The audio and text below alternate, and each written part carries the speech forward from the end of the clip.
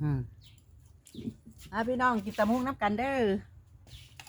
แซ่บแซ่บแซ่บกุ้งสดตัวเป็นยังไงกล้ากินจริงจับกัดเลยจับกัดกินรอบมือนะพี่น้อง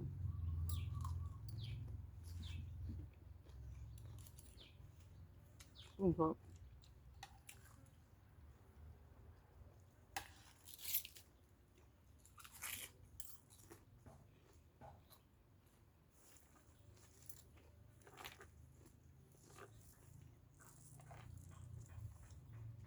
พักสิ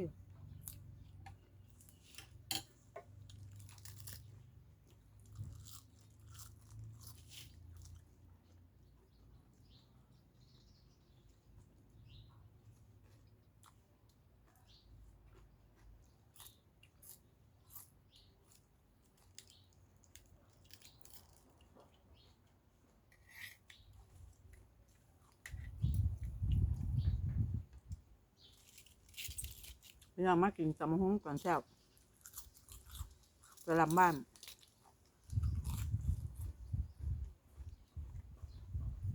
เจ้าของบ้านแล้วไม่ถึงรูปแอปออกหัวตรงมุมสะหัวมึงแอปมุมหัวออก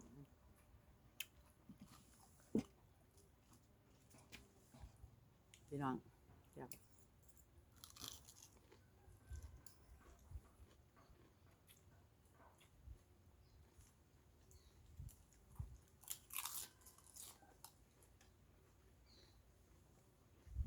มาที่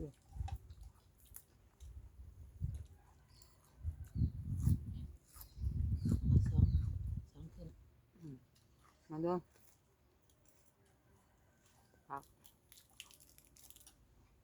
ผักลายผักแซ่บ